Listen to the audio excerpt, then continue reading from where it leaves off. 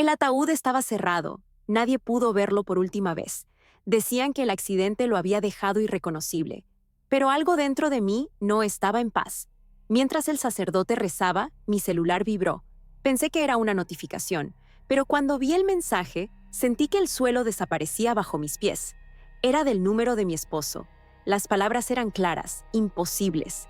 Me enterraron vivo. En ese momento supe que nada de lo que estaba viendo era real y que el verdadero infierno apenas comenzaba. El ataúd estaba cerrado. Decían que era mejor así. Las quemaduras fueron demasiado graves, doña Isabela. Me repitieron una y otra vez los del hospital. Pero en el fondo, algo dentro de mí gritaba que no debía aceptarlo. El cementerio de Zacatlán estaba cubierto de neblina esa mañana. El aire olía a tierra mojada y a flores recién cortadas. Escuchaba los pasos sobre el barro, el murmullo del sacerdote y el golpe seco de las palas clavándose en la tierra. Todo sonaba tan lejos, como si el mundo se hubiera ido apagando conmigo. Rodrigo Vargas, mi esposo durante 40 años, estaba ahí, dentro de esa caja sellada con tornillos dorados. Un hombre bueno, trabajador, que construyó con sus manos todo lo que tuvimos. Un taller, una casa, una vida. Y sin embargo, lo estaban enterrando sin que yo pudiera verlo por última vez. Mis hijos, Adrián y Tomás, estaban de pie al otro lado del ataúd. Adrián con su traje caro, impasible, con ese rostro que había aprendido a no sentir. Tomás, más joven, con las manos metidas en los bolsillos, sin poder mirarme a los ojos.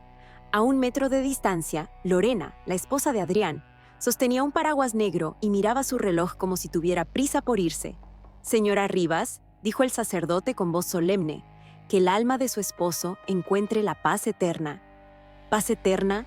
La frase me cayó pesada, vacía, sin sentido, porque dentro de mí no había paz.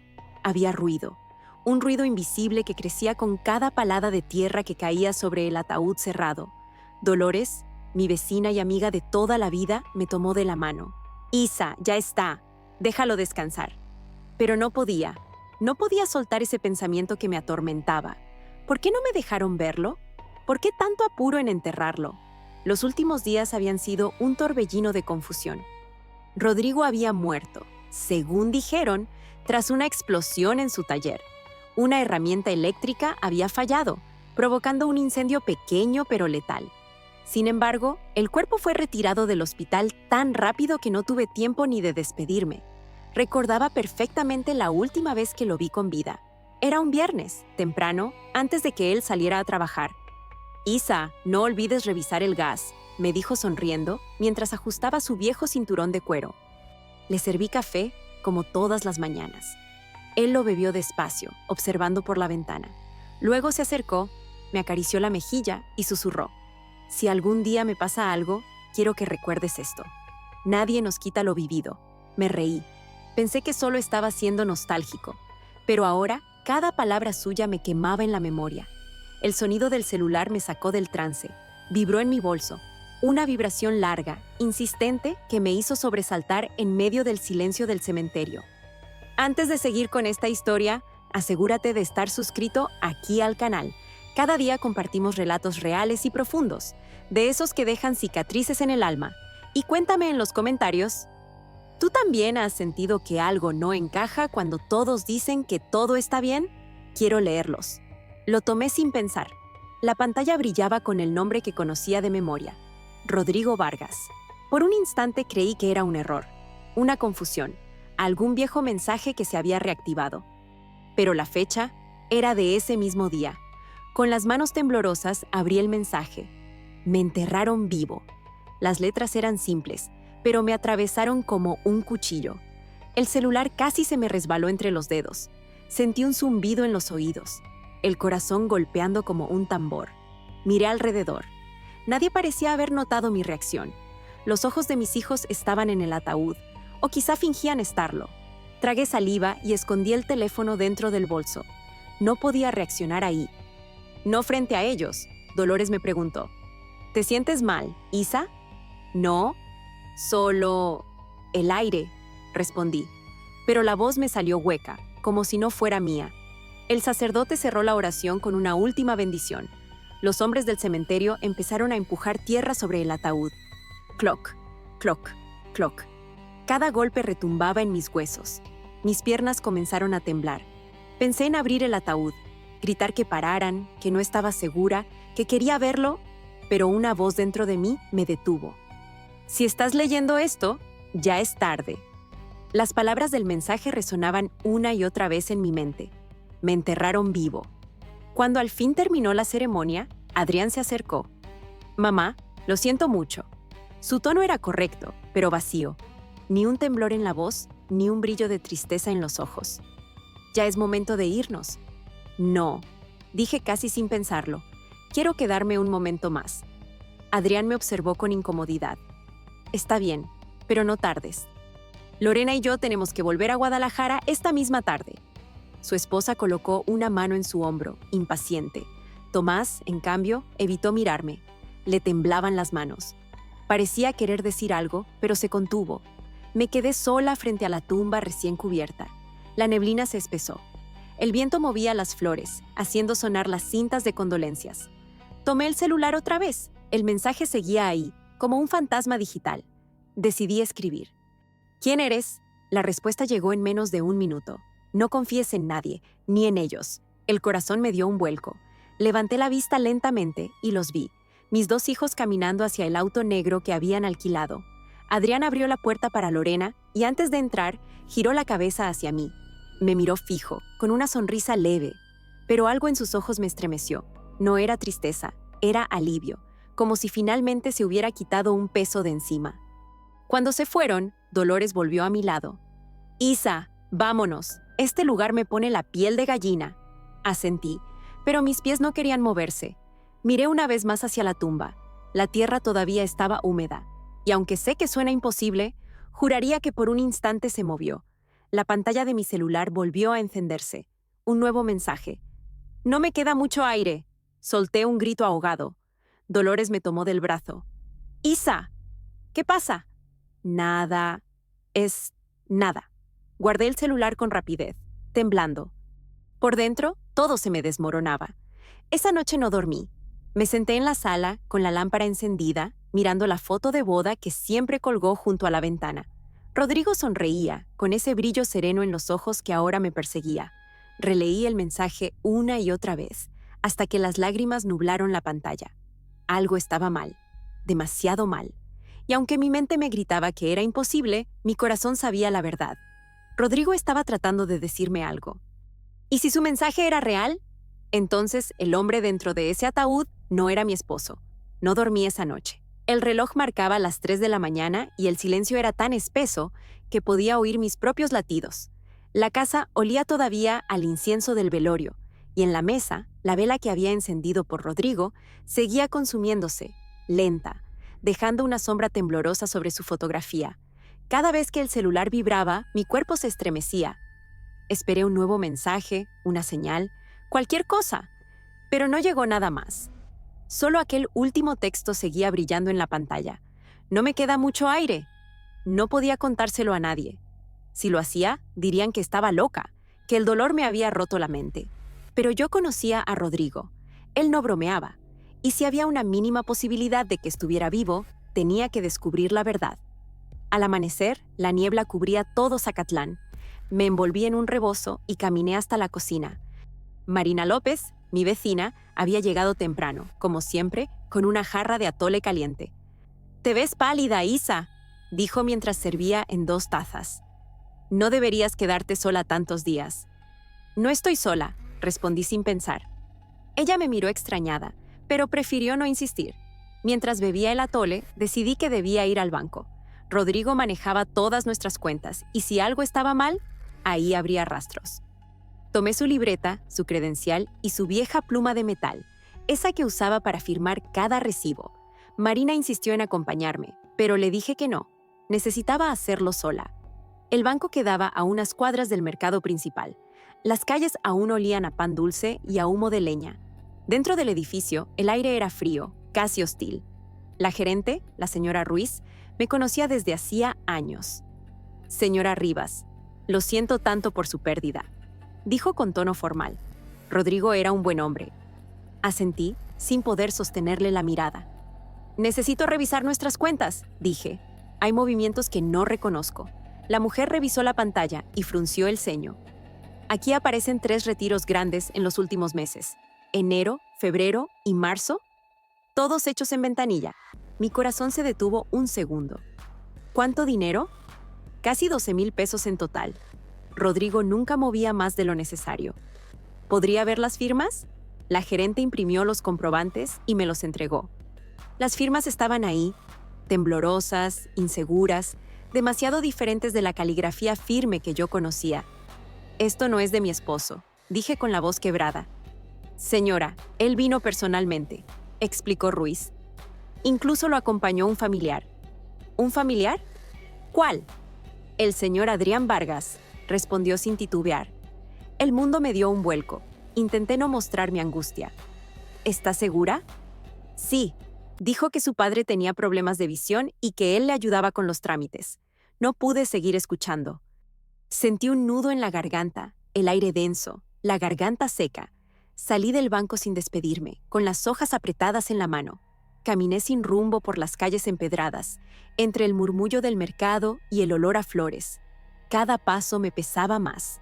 Adrián, mi hijo mayor, el mismo que apenas había derramado una lágrima en el funeral.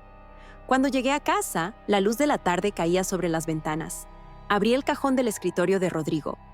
Allí guardaba su cuaderno de notas, los recibos del taller y un sobre cerrado con mi nombre, Isabela, escrito con su letra firme. Lo abrí con manos temblorosas. Dentro había una carta breve, fechada 2 semanas antes del accidente. «Isa, si estás leyendo esto, significa que algo no anda bien. Adrián insiste en que aumente mi seguro.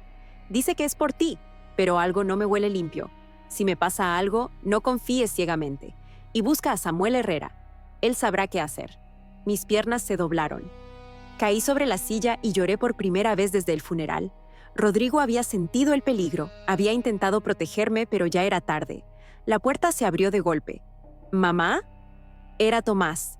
Tenía los ojos rojos y el cabello despeinado como si no hubiera dormido. «No te escuché llegar», dije secando mis lágrimas. «Quería saber cómo estás», respondió con voz débil. Pero sus manos temblaban. «Estoy bien, hijo». «¿Tú?» «Cansado. Estos días han sido difíciles. Adrián dice que deberíamos vender el taller, que no tiene sentido mantenerlo vacío». Lo miré fijamente. «Tu padre no está vacío, Tomás». «No quise decir eso, mamá. Solo... ya no queda nada que hacer allí». Mentía. Y lo sabía. Cuando se fue, revisé el celular. Un nuevo mensaje. «Busca la carpeta azul en el taller». Salí esa misma noche. La luna estaba alta y el camino al taller olía a metal oxidado y aceite quemado. Empujé la puerta con esfuerzo. Adentro, todo estaba en orden. Demasiado en orden. Las herramientas limpias, el suelo sin una sola mancha. ¿Cómo podía un lugar que supuestamente había explotado verse así? Sobre la mesa encontré la carpeta azul. Dentro había copias de la póliza de seguro actualizada hacía 6 meses y varios documentos con la firma de Rodrigo. Pero las firmas eran idénticas a las del banco. Temblorosas, falsas. En una de las hojas había una nota escrita a mano, probablemente por él. «No firmé esto. Adrián insiste. Lorena lo presiona». Sentí un escalofrío. Detrás de mí, un ruido metálico. Giré rápidamente. Nada, solo el eco de mis pasos y el goteo de agua en una esquina. Tomé los papeles y me marché. Al cerrar el taller, vi una silueta parada del otro lado de la calle. Un hombre, alto, con sombrero. Por un segundo, pensé que era Rodrigo. ¿Rodrigo?, susurré. Pero el hombre dio un paso al frente, mostrando su rostro. Era desconocido, de mirada firme y gesto cansado. «Señora Rivas», dijo con voz grave. «¿Quién es usted?» «Samuel Herrera». Su esposo me contrató antes de morir. El corazón me saltó al pecho. «¿Usted sabía que algo iba a pasarle?» «No todo, pero lo sospechábamos». Su esposo creyó que sus hijos planeaban algo. Me pidió pruebas. ¿Pruebas? ¿De qué? De que lo estaban envenenando lentamente. El silencio se volvió insoportable. Samuel abrió su carpeta y me mostró un sobre. «Aquí hay copias de conversaciones grabadas. No las escuche ahora, no aquí». «¿Por qué?» porque alguien podría estar vigilándola. Una brisa helada recorrió la calle. El viento agitó las flores marchitas frente al taller, y por un instante creí escuchar la voz de Rodrigo, susurrando mi nombre. Samuel me miró con seriedad. Su esposo sabía más de lo que decía. ¿Y si el mensaje que recibió es real, señora? No estamos hablando solo de un accidente. Entonces, ¿de qué hablamos? Samuel sostuvo mi mirada. De un asesinato. El silencio del pueblo se volvió aún más profundo. Y por primera vez sentí que el miedo ya no era mi enemigo. Era mi única guía. No recuerdo haber dormido. Pasé la noche entera mirando la carpeta que Samuel Herrera me entregó frente al taller. Cada hoja parecía respirar, como si guardara dentro el alma de Rodrigo. El amanecer llegó con una neblina espesa que entraba por las ventanas. El pueblo aún dormía, pero dentro de mí algo había despertado para no volver a dormir jamás. Encendí la lámpara de la sala, puse la grabadora sobre la mesa y respiré hondo antes de presionar play. El sonido que salió fue débil al principio, un zumbido. Luego la voz grave y cansada de Rodrigo. Samuel, algo no está bien. Adrián insiste en el seguro y Lorena lo apoya. Ayer encontré en el taller una botella con olor extraño. Decía ser desinfectante, pero me ardieron los ojos solo con abrirla. Sentí un escalofrío recorrerme la espalda. La voz de Rodrigo tenía un temblor que nunca le había escuchado antes. Era la voz de un hombre con miedo. La grabación continuó. No quiero alarmar a Isabela. Ella cree que todo está bien, pero mis manos tiemblan. Me cuesta concentrarme. Si algo me pasa, asegúrate de que ella sepa la verdad. Pausé el audio. Las lágrimas me nublaron los ojos. Esa era su despedida anticipada. Rodrigo sabía que se acercaba algo oscuro, y aún así, pensó en protegerme antes que a sí mismo. El siguiente archivo comenzó automáticamente. Era otra voz, masculina, más joven. Adrián. Ya está todo listo, hermano. Papá firmó los papeles. Lorena consiguió al notario para la póliza nueva. Luego la voz nerviosa de Tomás. No me gusta esto, Adrián. Es nuestro padre. Cállate, respondió Adrián. Es solo dinero adelantado. Además, el seguro es perfectamente legal. ¿Pero el café? ¿Estás seguro de que no es demasiado? Un silencio. Después, Adrián bajó la voz. Samuel dijo que el metanol es lento. Nadie lo notará. Será un infarto. Nada más. El sonido de mi respiración se mezcló con el zumbido del aparato. No podía creer lo que escuchaba. Mis hijos, los niños que amamanté, los que dormían en mis brazos, los que jugaban bajo el árbol del patio mientras Rodrigo arreglaba bicicletas, ahora conspiraban para asesinarlo. Apagué la grabadora y me cubrí el rostro con las manos. Las lágrimas no eran suficientes para limpiar algo así. Mi alma se desgarraba entre la rabia y la incredulidad. El celular vibró. Otro mensaje del número desconocido. Ellos planean hacerlo contigo también. Ve al juzgado mañana. Me quedé paralizada. No sabía si ese número era aliado o amenaza. Pero cada palabra resultaba profética. Decidí buscar a Samuel de nuevo. Lo encontré en la cafetería del mercado, sentado en una mesa al fondo, leyendo un periódico viejo. Sus ojos, aunque cansados, aún tenían una firmeza que me tranquilizaba. ¿Escuché las grabaciones?, le dije apenas me senté. Todo. Entonces ya sabe lo que estamos enfrentando, respondió él sin levantar la voz. Mis hijos, mi voz se quebró. ¿Cómo pudieron? Samuel suspiró. La codicia no nace de un día para otro, señora Rivas. Su esposo los protegió tanto que nunca aprendieron el valor de las cosas. ¿Qué debo hacer ahora? Primero, mantenerse viva. Sacó un sobre nuevo de su portafolio y lo deslizó hacia mí. Esto llegó anoche a mi buzón. No sé quién lo envió, pero creo que debía llegarle a usted. Dentro del sobre había una copia del certificado de defunción de Rodrigo. ¿La causa? Falla cardíaca por complicaciones de accidente laboral. Pero en la esquina inferior había una anotación con tinta azul, escrita a mano. Revisar laboratorio. Rastro de metanol detectado. ¿De dónde salió esto?, pregunté horrorizada. Un técnico del hospital me lo filtró. Temía represalias, pero confirma lo que sospechábamos. ¿Y por qué el médico firmó un diagnóstico falso? Porque lo compraron, respondió Samuel. Adrián pagó para encubrir todo. Un silencio pesado nos envolvió. El murmullo del mercado parecía venir de otro mundo. Finalmente, Samuel continuó. Hay algo más. Mañana, Adrián y Lorena tienen cita con el juez Gómez. ¿Para qué? para declararla mentalmente incompetente. Quieren que la incapacidad los convierta en tutores legales y puedan quedarse con el dinero del seguro. Sentí un mareo. El suelo pareció moverse bajo mis pies. ¿Cuándo?, pregunté con un hilo de voz. A las 10 de la mañana. No puedo permitirlo. Por eso estoy aquí. El teniente Iván Orduña es un viejo amigo mío. Honesto, si conseguimos las pruebas correctas esta noche, él puede emitir una orden de investigación antes de que la incapaciten. Asentí, apretando el sobre contra el pecho. Haré lo que sea necesario. Esa noche volví a casa con el corazón ardiendo entre miedo y determinación. En la mesa, la vela junto a la foto de Rodrigo seguía encendida, como si él me vigilara desde otro plano. Me senté frente a ella. «Ayúdame, mi amor», susurré. «Guíame». Alrededor de la medianoche, escuché pasos afuera. Sombras se movían en el jardín. Apagué la luz. La manija de la puerta se movió lentamente, como si alguien intentara entrar sin hacer ruido. Tomé el bastón de Rodrigo y esperé.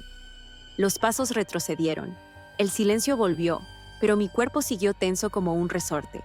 El celular vibró sobre la mesa. Nuevo mensaje. «No abras la puerta. Están ahí». Mis manos se helaron. Me acerqué a la ventana.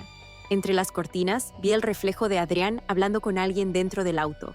Reconocí también la silueta de Lorena, con su vestido claro brillando bajo la luz del farol.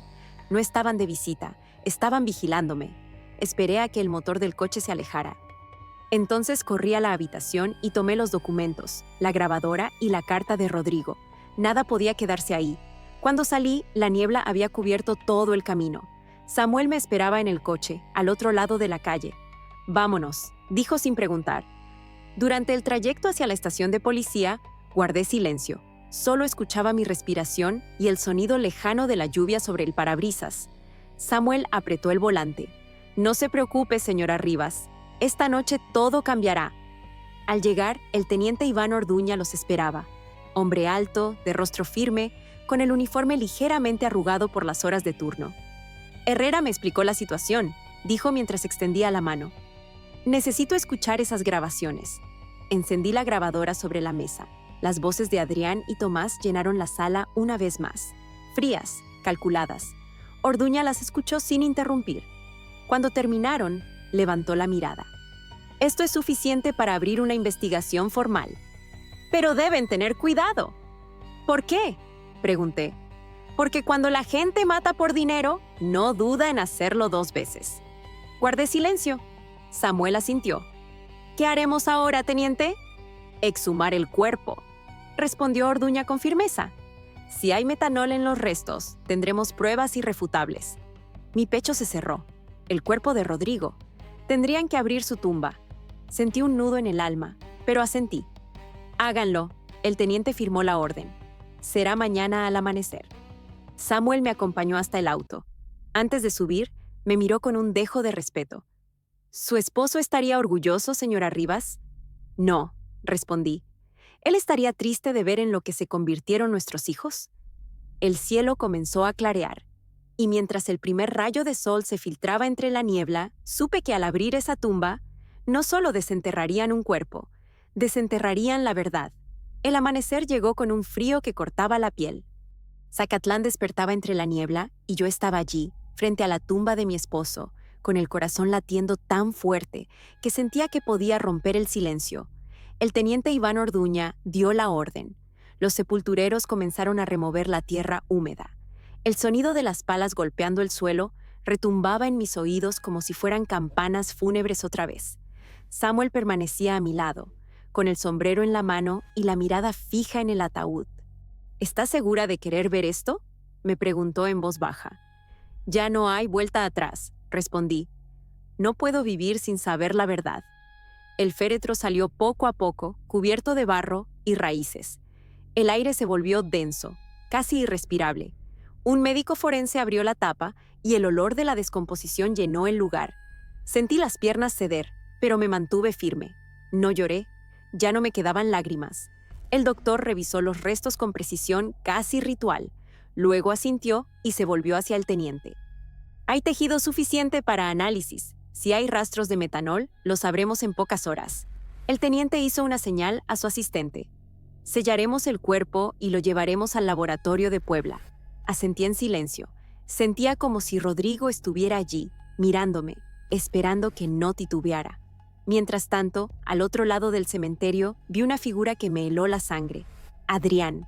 Estaba observándonos desde lejos, junto a Lorena, ambos vestidos de negro. No parecían dolidos. Parecían nerviosos.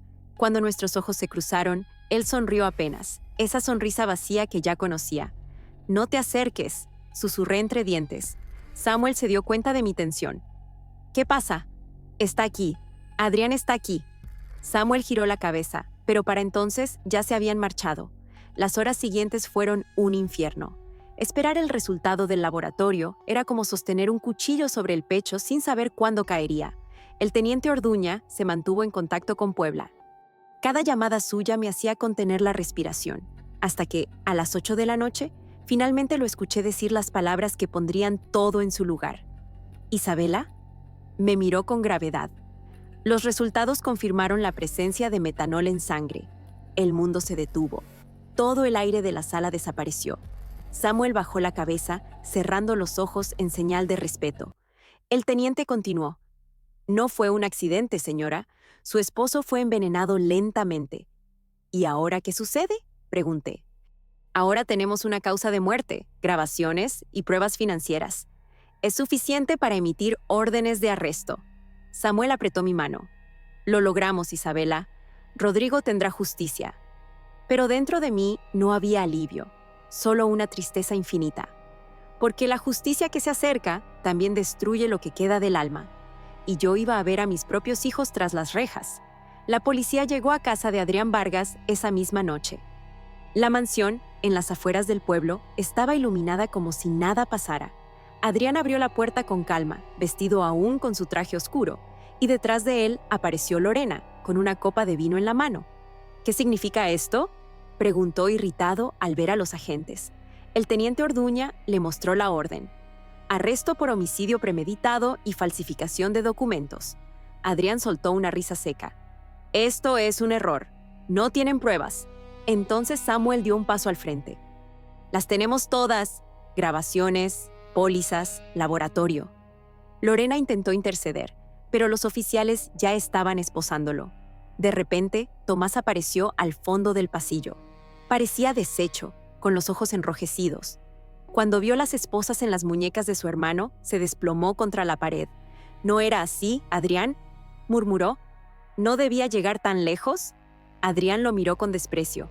«¡Cállate, cobarde!». Pero era tarde. Los dos fueron llevados en patrulla. Yo observé todo desde el auto, estacionada frente a casa. No quise salir, no quise que me vieran. Pero cuando Adrián pasó junto a mí, giró la cabeza lentamente.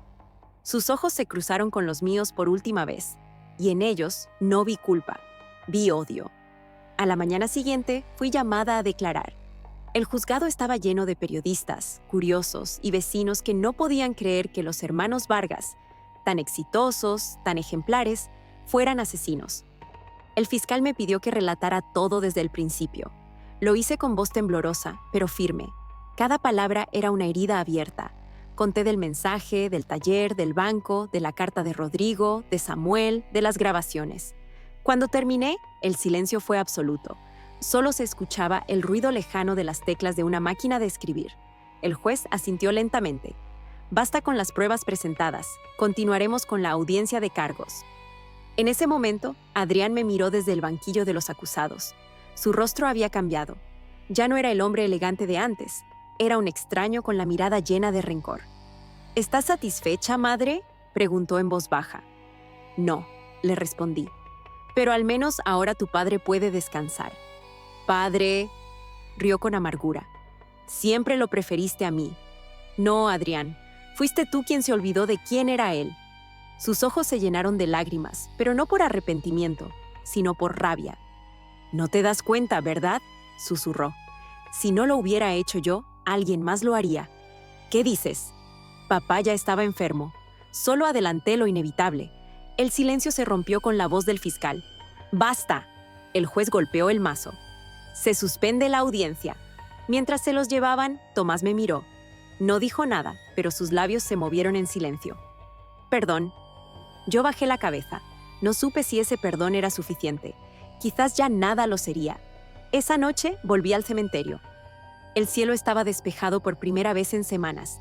Encendí una vela sobre la tumba recién sellada. El viento movía las hojas, y en el reflejo de la llama creí ver su sombra junto a la mía. «¿Ya terminó, mi amor?», susurré. «¿Pagaron por lo que te hicieron?». El aire se movió, leve, como una caricia, y por un segundo sentí que él me respondía. Cuando me fui, Samuel me esperaba en el auto. «¿Lista para cerrar este capítulo?», me preguntó. «No», dije mirando hacia el cielo. «Aún falta algo». «¿Qué?». «Que yo aprenda a perdonarme por no haberlo visto antes». El silencio que siguió fue largo, pero tranquilo. La justicia había llegado, sí, pero la paz todavía estaba en camino.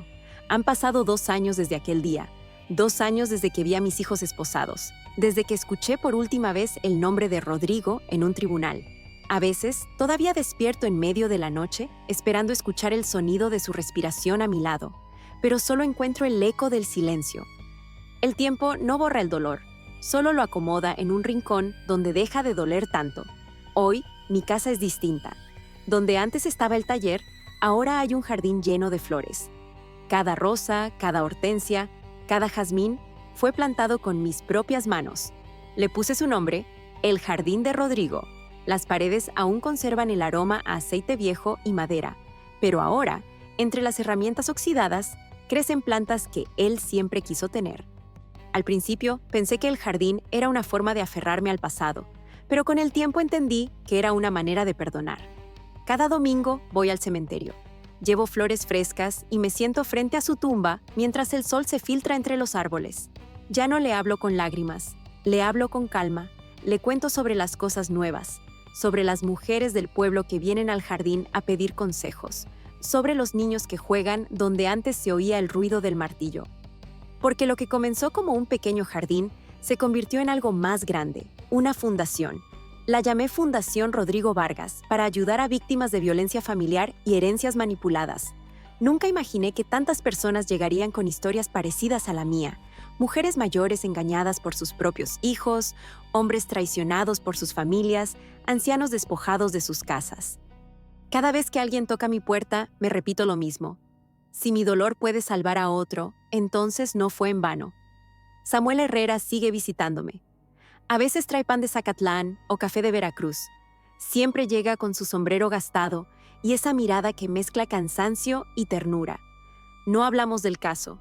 No lo necesitamos. Una tarde me dijo: «Isabela, usted convirtió la tragedia en propósito. Eso no lo hace cualquiera».